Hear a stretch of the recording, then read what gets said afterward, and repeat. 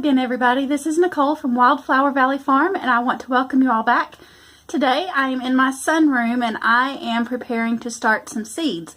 So one of the first things I have to do, you can see kind of this mess behind me. I've kind of been using this table as a catch-all through the winter, and I've got to get that cleaned off. So I'm going to work on that first, and then once I get it cleaned off, we'll work on actually starting some seeds.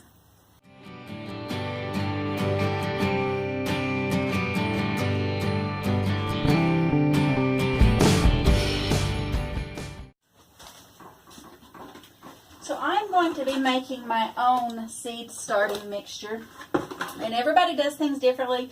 You do what works for you. I have bought seed starting soil in the past, and I really didn't find that it was any better than the soil from my garden or recycled soil from other potted plants. So I didn't really want to go to the expense of buying that this year, especially when I saw that there wasn't a lot to choose from in the home stores that I went to. So what I have in this bucket here is primarily recycled potting soil and dirt from my garden, which I have been working on the soil in my garden for approximately 10 years now, and it is a whole lot better than it was when I started. But most of what's in this bucket is actually just recycled potting soil from other plants. But it does have some of the good soil from my garden as well. And I'm going to modify that. I'll show you how in just a minute. Let me go ahead and scoop some of this soil into the bucket that I'm going to mix this in. I'm going to fill this bucket not quite half full. I want to have room to mix.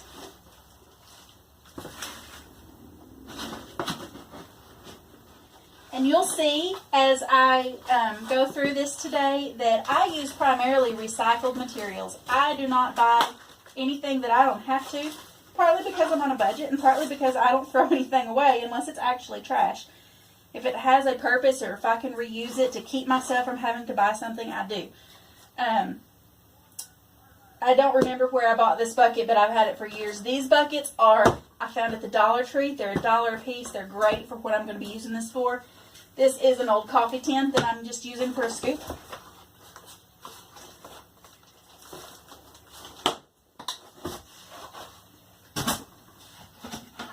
And then this right here is the magic. This is rabbit poop, rabbit manure from my rabbits.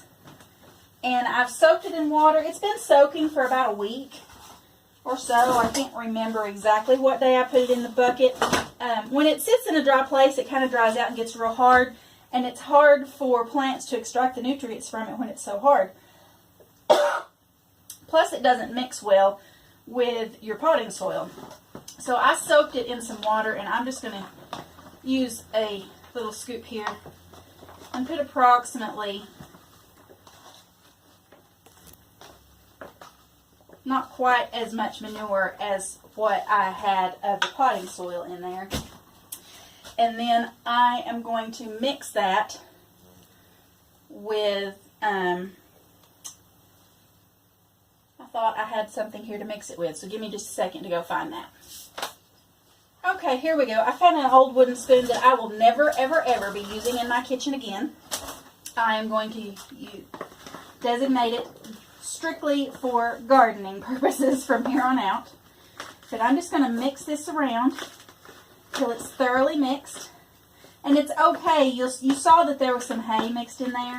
It has been composting for plenty long enough that that hay is not going to hurt anything in my seed starting mix. I will pick some of it out as I put the this mixture into my containers, just because the size of it is going to make it hard to fit into the small containers like these. But it's not going to hurt anything if you leave some in there. Not at all.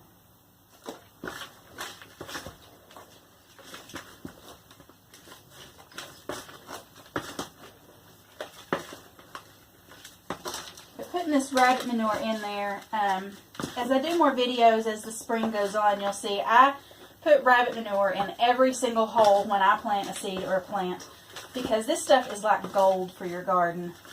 You can use it fresh. You do not have to wait on it to compost like you do with horse or cow manure. rabbit or goat manure, either one, can be used as what is called a cold manure. It doesn't get hot enough to burn your plants as it's decomposing. And you can use it fresh, or you can do what I've done. I just kind of let it sit till I get ready to use it, and then I mix it in as needed. But it's a great, like I said, this stuff is like gold for your plants. It has lots of nutrients that they need, and it will help give those plants, once your new seeds put out some roots and get a feel for this stuff, it will really give them the boost they need to grow well once they get started.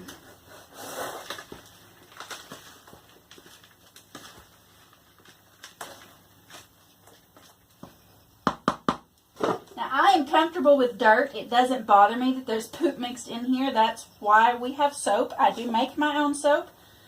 But this is... I'm not going to be wearing gloves while I'm doing this. If you're not comfortable digging around in dirt, or especially with manure mixed in, by all means wear gloves if that's what you're comfortable with. But as you can see, I don't think you can see very well. I'll try to get a better shot of this. But as you can see, now that it's all mixed in, it's very nice and loose. And I'm going to start putting this into my seed containers. I'm going to be starting a few inside some of these. These are just some recycled fruit containers. This one was strawberry. I have some smaller ones around that were used for blueberries. It really doesn't matter what kind of fruit was in it. But you can use the container to start your seeds, and you can either put your little pots down in here if you have the small little peat pods or something like that, or you can actually put dirt directly in this. And some of the seeds that I'm wanting to start quickly, I'm going to put in here, because with that lid closed, it makes its own tiny little greenhouse, and I can put these outside when the weather's warm enough instead of having to keep everything inside.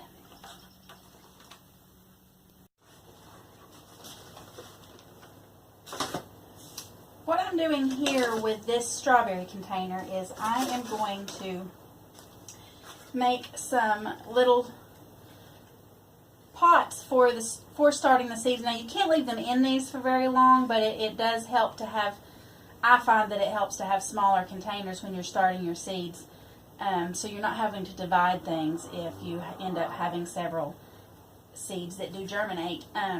But I am going to be filling this strawberry container full of these. These are paper towel, toilet paper cardboard inserts, and then you could also use paper towel and just cut it down. I'm actually going to cut these down to size. As you can see, this is smaller. So the first thing I'm going to do is just go through all of these and mark them where they need to be cut, and then I'm going to cut them off. So I'm just going to use a Sharpie, and using my first one as a template, I'll mark them all.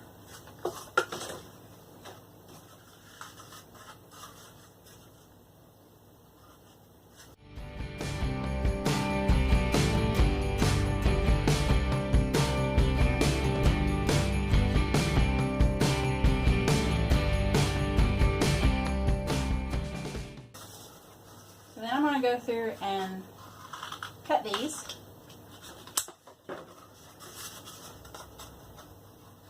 And I'm keeping the longer piece, not the shorter piece, and you'll see why.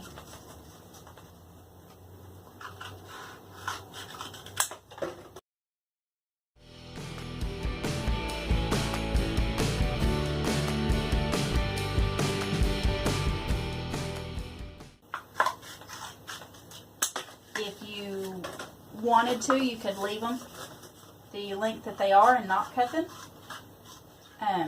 They wouldn't fit in this container, but they don't have to be in a container like this one.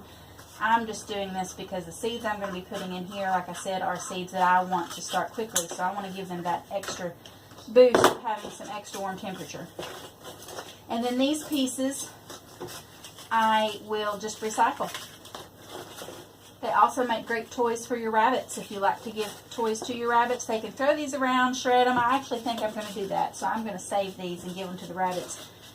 All those babies that you saw in that other video would probably love to have some toys to play with.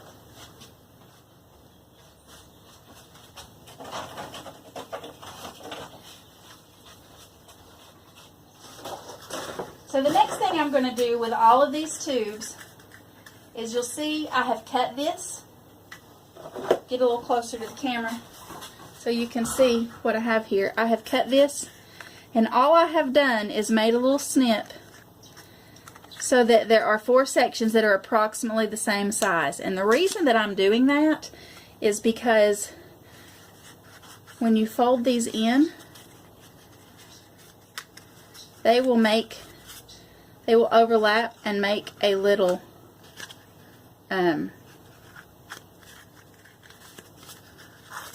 little flaps, and they'll actually kind of hold. You have to press them in just a little bit, but they'll actually kind of hold, and that way it keeps your dirt from falling out the other end when you pick these up to transplant them into a bigger pot. Keep all your dirt from falling out the bottom. And so that is the size that I want them to be for this container that I'm putting in. That way there is enough headroom at the top that the little plants can come up and start without touching the top. And by the time they get tall enough that they are touching the top of the container, I can either just open the container, or they may be big enough at that point to transplant to larger pots anyway.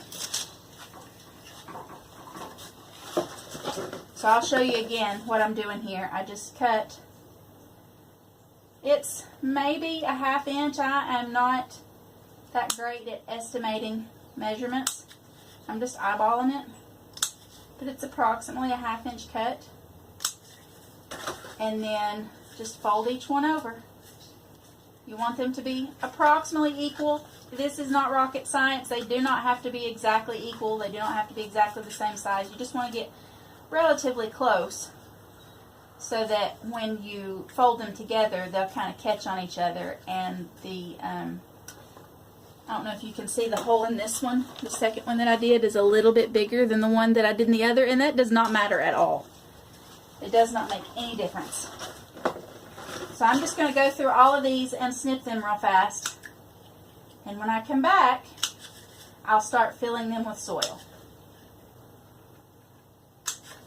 I do want to point out that rather than folding opposite sides in like that, that is not going to hold as well as if you just go all the way around. Push this one in and turn it, and push the next one in and turn it, and push the next one in and turn it, and push the final one in and turn it. That makes them overlapping, and so that when you push it in just that little bit, it's more likely to catch and hold on itself than it will if you do it the other way. Okay, so I'm ready to start filling my little tubes here with soil, my homemade seed starting mix. And you can do one of two things. In the container here, you could just get your soil into another nursery pot or some kind of a scoop and pour it. But you're going to end up making a bigger mess. So I think for myself, I'm going to just hold each one of these over the bucket and fill them that way. And you don't want to pack it too tightly, but you don't want it to be too loose either. Now I'm just going to pull out, like I said, some of the hay that was in my mixture there. It makes it difficult for that hay to go down in your tubes there, but I can just pull that out as I go. But as you can see, I am packing that down flush with the top of the tube. Like I said, don't pack it down too tight, but you do want it to be packed in so that you have plenty of soil in there for your little plant starts.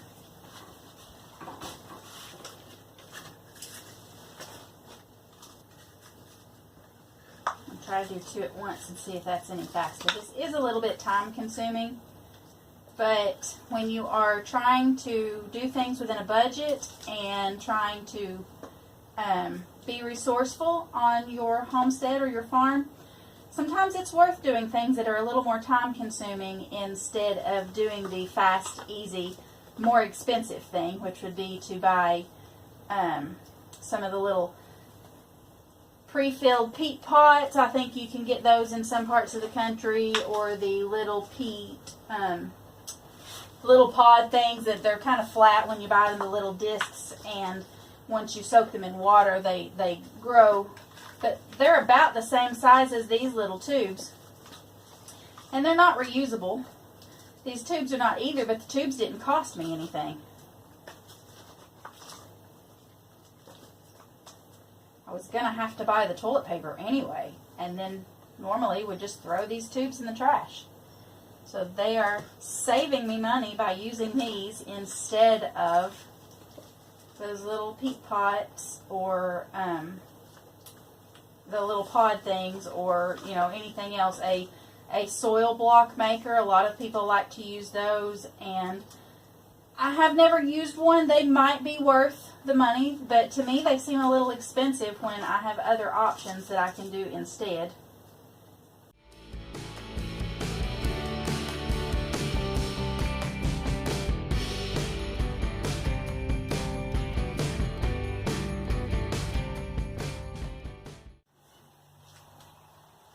Okay, so when I finished filling my little cardboard tubes here, I went ahead and took the time to lay out all of my seed starting trays that I'm going to be using, and go ahead and fill them off with dirt just to kind of save time.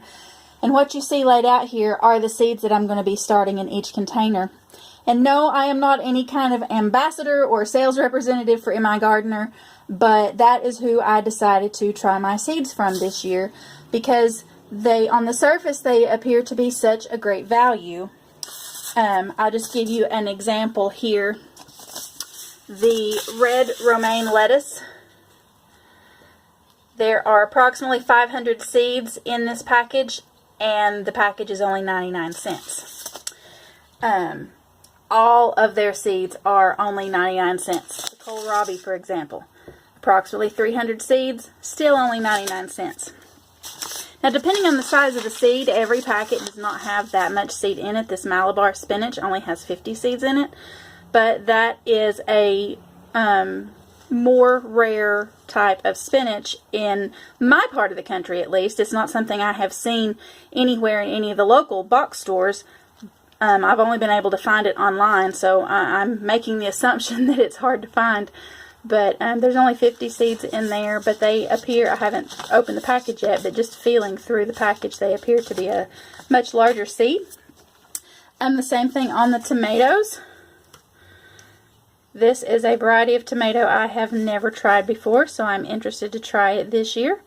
There are 25 seeds in this package, again, for 99 cents. And I just feel like, in my experience, 99 cents doesn't get you a whole lot. Most of these seed packets that I have found at most of the box stores and hardware stores and nursery type places in my area, a package of tomato seeds for 99 cents is probably going to get you maybe 10 seeds at most, probably. But as you can see, of the varieties of tomatoes that I bought, there are 25 in each package. So I will leave a link in the description below. It is a referral link, so I do get points if you order your seeds by clicking on that link, but it does not cost you any extra. And once you purchase some seeds yourself, create an account, then you will get your own referral link that you can pass along to other people. And hopefully these seeds will prove to have been a good value. Hopefully they will all sprout and do well this year. So I'm going to kind of give you a rundown of what I am planting right now today. I'm not planting everything. I have a whole pile here of other seeds that I am not starting right now, either because it's not time yet or because some of them do best when planted directly in the ground. These peas, for example, I will plant those directly in the ground when I get ready to do that. And the same thing on the beets. I will plant these directly in the ground when it is time to do that, which is actually pretty soon. These say that they can be planted early spring as soon as the soil can be worked. Well, that's now. So I'll be trying to get some of those kind of things into the ground this week, if at all possible. These peas say the same thing. Very early as spring as soon as the soil can be worked. So I'm going to try and get some of those things planted within the next week or two, because our soil can be worked now. But as far as what I'm starting right now, I'm going to start with this container. This is what I put the cardboard tubes in, and I've already filled all of them, but I'm going to start with, I have a total of 18 tubes in this container, so I'm going to do 6 of each of these seeds that I'm putting here. I'm planting the Lacinato kale. Some people call it dinosaur kale. That's usually what we call it around here. And then 6 of the red giant mustard and 6 of the Danish ball head cabbage. I am also going to direct sow some of these into the soil when I do get to work in the garden, hopefully again later this week. If not, then this weekend. So it will kind of be a experiment to see, do they do better when started directly or in indoors, or will they do better when started directly in the soil? Next, I'm going to be planting this container with this rainbow Swiss chard, and I do not have any tubes in it. I did not put any cardboard tubes in anything other than this one. As you can see, I just filled it directly with dirt because the chard can actually be separated pretty easily. I worry about the greens being able to be separated easily. That's why I put those in the cardboard tubes. But the chard, I know from experience, is fairly easy to separate. I am going to plant this scarlet kale in this container. It also does not have the cardboard tubes. I don't know how well it's going to do with separating, but I'm going to try to plant the individual seeds far enough apart that they should be easy to get apart once the plants are big enough to be transplanted. In this container, I am going to do purple kohlrabi. It is something that also can be directly sown into the soil, again, as soon as the soil can be worked. So I'm going to experiment again with planting some of these in here and some of them directly in the garden. Same thing on the Swiss chard. I'll plant some in here and some directly in the garden. I do not have good experience with direct sowing lettuce, so I am purposely planting this lettuce in here. I will not be directly sowing any of it in the garden, but I am going to plant 9 of them in this container here. In this container, I have 9 also, and I'm going to be trying out a couple of varieties of spinach that I am not familiar with. These are experimental from me this year. The Malabar spinach and the strawberry spinach. So I'm just going to plant 3 of each in that container. And then these 2 here that haven't been designated with anything else, I'm going to plant a couple of each in those as well. In this container, this is a set of peat pots that has 8 holes in it, and I'm going to be planting probably 2 seeds in each hole of each of these varieties. So I'm going to do black cherry tomato, these long purple eggplant, these Casper eggplant, they're white, and then these Rose Bianca eggplants. They are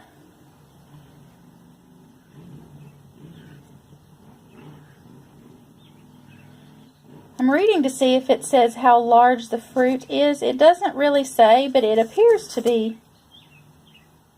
It appears that they're small. And I grew some eggplants last year that I had bought at one of the box stores, and the label on the tag said that they were something called a patio eggplant, and they were very small when they matured. They were just about an inch or so long, and they were so good.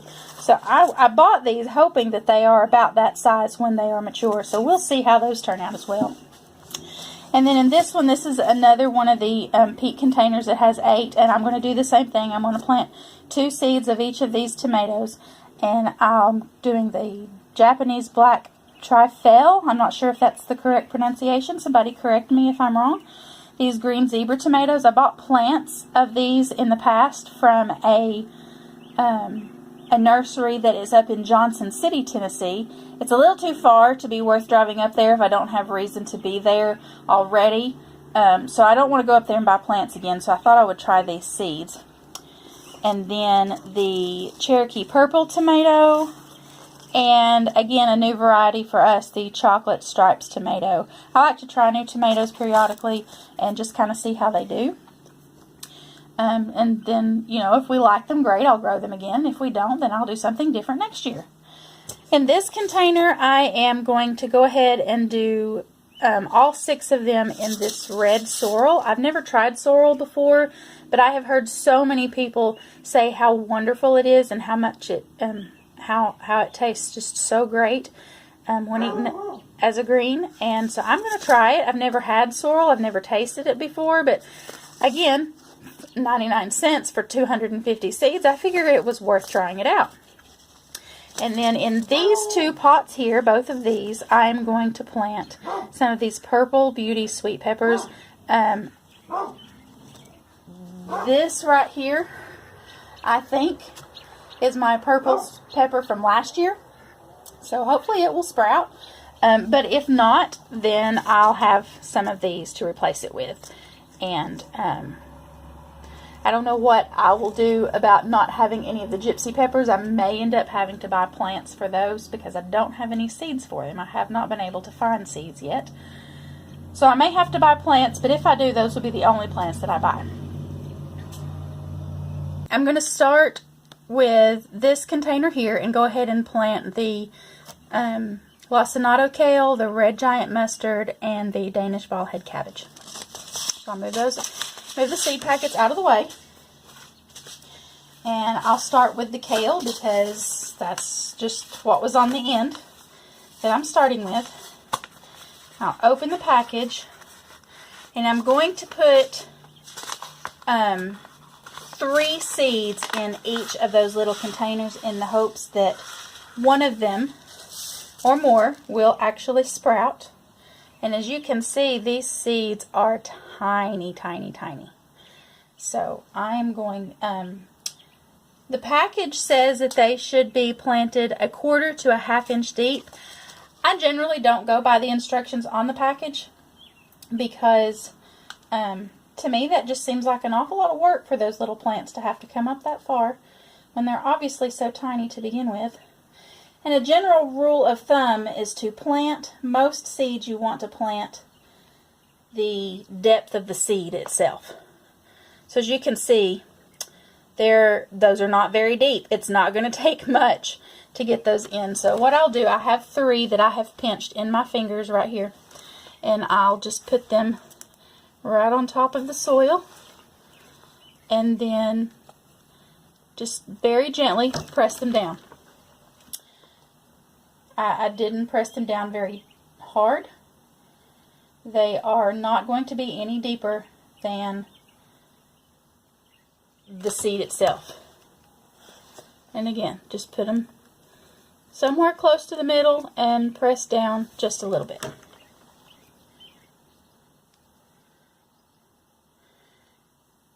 And if these seeds were not so small, this would be a lot faster.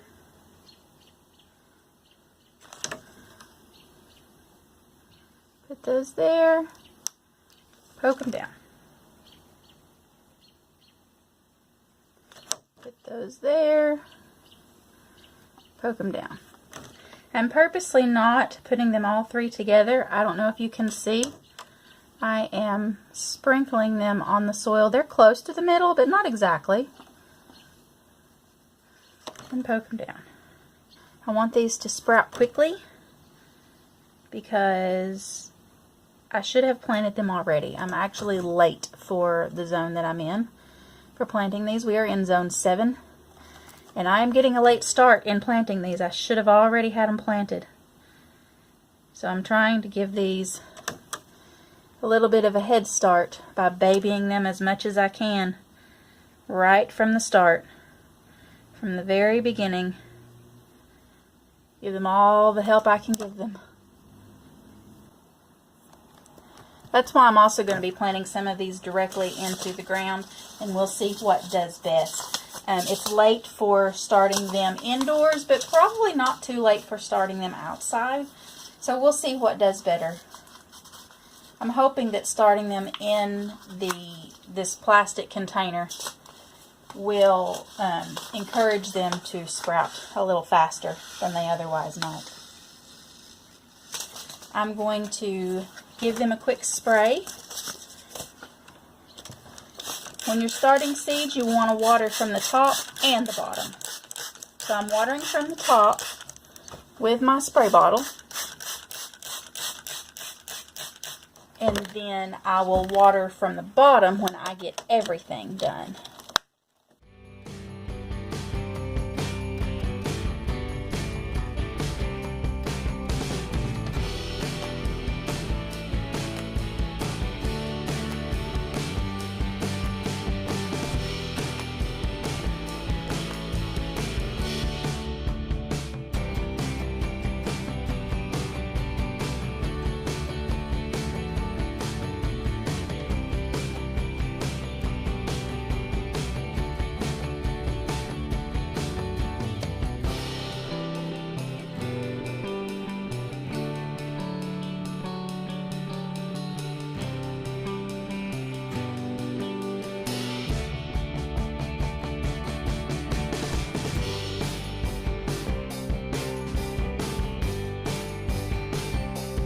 Not added any water to this yet. This will be the first time I have added water to this in quite some time.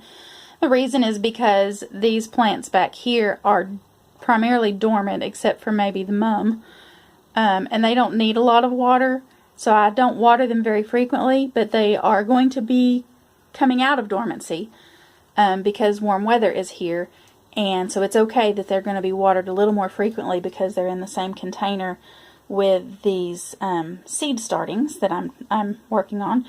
So I would not normally add as much water as I'm about to add to this container, but because there is so much here that is going to need water this evening, I'm going to be adding a full gallon of water. This is just an old vinegar jug that I fill up at the utility sink that is behind me, and I'm going to pour it into an area where there are no plants or seeds, so that the water, you see how hard that water is coming out.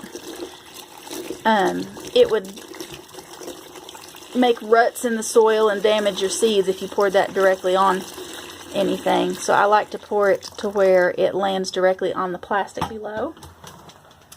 And as you can see, there's water down in there. It will eventually, you can kind of see it down here, it will eventually make its way all the way down here to the end. And I'll check on this again later before I go to bed and make sure that there's enough. I may need to add some more the first day when I start seeds and put new plants and things in here. Sometimes I have to add more water, but tomorrow and the next day and the next day after that I won't have to add so much. I will still need to water these pots that I've started seeds in. I'll need to water from the top, but I won't need to water from the bottom once I get enough in here that the soil is all moist. And you don't want to keep too much water or everything will get waterlogged and your plants won't sprout because they're too wet. You want them to be damp but not soaking. And I know that's hard to describe. If you're not an experienced gardener, you might not understand the difference, but I'll try to do some updates as we go along, especially once some of the seeds start sprouting, so that I can maybe kind of show you the difference between soaking and just damp. But I hope you all have enjoyed this video. I hope it has been informational for you. And if you haven't already, please go ahead and hit that subscribe button down below. Once you do that, hit the bell icon that is beside that subscribe button, because that tells YouTube that you want to be notified whenever we upload a new video. Be sure to visit us on our social media accounts as well, because we sometimes upload things there that you might find useful as well. We're on Facebook, Instagram, and our own website. Be sure to comment down below if you have any questions, comments, tips, tricks, anything that you would like for us to know. I have been gardening for several years, so I am familiar and comfortable with the things that I have shown you today. I feel like that they will work for us, but what works for us doesn't work for everybody. And you may have some ideas or tips that we haven't even thought of. So just because it's what we have been doing for a few years now does not mean that there's not some better way to do things. So we would love to hear from you, even if your information is not something that we can use personally here at the farm. It may be something that some of our other viewers would find useful. So go ahead and put your tips and ideas about how you start seeds and your gardening tricks down below. And we hope to hear from you all very, very soon. And I hope that, like I said, I hope that you found this to be an informative video. So I want to thank you for watching, and we will see you soon. Thanks!